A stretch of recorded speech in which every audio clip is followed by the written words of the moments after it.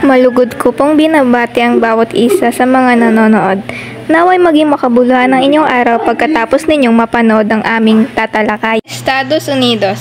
Mula sa agrikultura, ang Estados Unidos ay naging isang industrial na nasyon. Naging pinakamayamang bansa at may malakas na kapangyarihang industrial. Noong 1898, nakalaya ang Amerika mula sa kamay ng Espanya. Sa pagtatapos ng ika-19 na siglo, nagawang palakasin ang bansa at panakop ng iba pang mga bansa.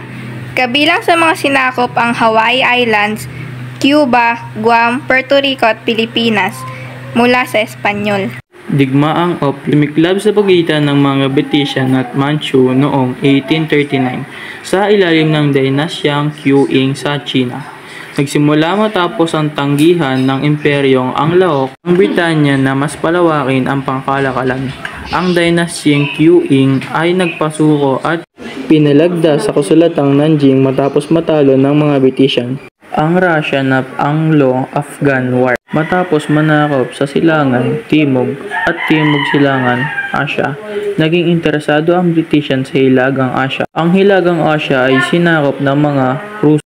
Tumindi ang kompetisyon sa pagitan ng Russia at Britishan para sa Persia, Afghanistan at Tibet. Nagkaroon ng dalawang digmaan Anglo-Afghanistan noong 1839 hanggang 1842 at 1878 hanggang 1880. Sa bisa ng Anglo-Afghan Entente, nagsundo ang dalawang bansa ng Britishan na ang mga ngasiwa sa Afghanistan at ang Russian sa Tibet. Nagkasundo rin na walang makikialam sa Persia, Iran. Ang Japan. Ginulak ang mundo sa paglahok sa pananakop sa Timog at Timog Silangan Asya. Unang sinakop ang Taiwan mula sa China bilang kabayaran sa napatay ng mga Hapon manlalayag. Sinakop ang Liaodong Peninsula ngunit hindi nagtagumpay laban sa Russia. Inatake at pinalubog ng Hapon ang mga barko ng Russia noong 1905. Nakuha ang kontrol sa Korea na ikinasawi ng maraming buhay. Nagpatuloy ang pananakop mula sa Pilipinas noong 1942 patungo sa Indochina noong 1945. Pagkamatay ni Archduke Francis Ferdinand at ang World War I, pinatay ni Francis Ferdinand tagapagmana ng Austria-Hungary Empire noong June 28, 1914. Pinatay ng Black Hand isang organisasyon ng mga terorista kasama niyang namatay ang asawang si Sofia matapos bumisita sa Bosnia at Herzegovina. Trivia kay Ferson. Ano ang kaya mong gawin para sa mahal mo sa buhay? Matapos mamatay ang kanyang ama na dapat ay papalit sa kanyang tiyuhin na noon ay emperador ng Austria-Hungary Empire, itinalaga si Archduke Francis Ferdinand ng Austria bilang tagapagmana ng trono. Pinasa ang mga tungkulin ng isang monarko, kabilang na ang paggigipit sa pagpapakasal. Nakilala niya si Sofia, kondesa ng Chotek, na noon ay nagsisilbing bilang lady-in-waiting ng isang aristocrat.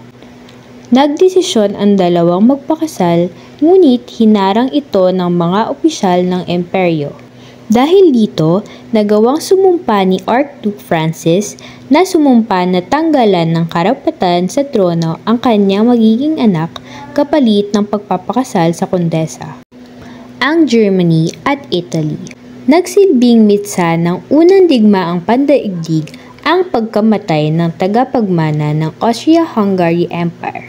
Nabuo ang Triple Alliance na binuo ng Austria, Hungary, German at Italy laban sa Triple Entente na binuo ng Britain, France at Russia. Nadagdag naman sa alyansa ng Triple Entente ang bansang Estados Unidos at kalaunan ay ang Italy matapos itong bumuwag sa unang grupo. Sa pagputok ng World War I, kabi-kabila ang mga depensa at opensang ginamit ng bawat panig. Isang halimbawa nito ay ang paghuhukay ng mga lupa na nagsisilbing kuta para sa mga sundalong nakikidigma at ang digmaang akala'y matatapos rin agad ay tumagal pa ng ilang buwan at umabot ng ilang pang taon. Pag-unlad ng teknolohiya.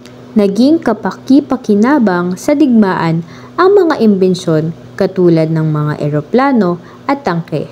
Dahil sa mga ito, naging mas madali para sa bawat panig ang manmanan at atakihin ang kalaban kahit sila ay nasa himpapawid. Naging mapaminsala naman ang mga tangke dahil sa kakayahan nitong magdala ng mas malalakas at maraming armas.